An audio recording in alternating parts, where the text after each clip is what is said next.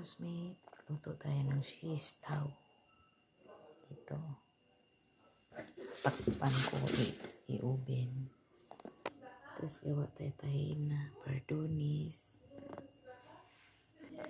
kalahating lemon, tapos sibuyas, isa medium,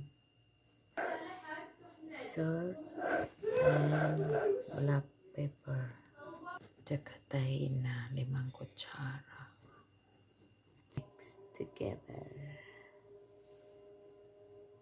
Naka-ubi na si chicken.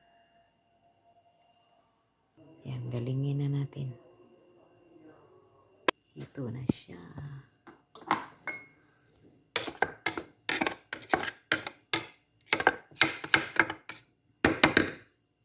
Yan na, sausaw na yung manok.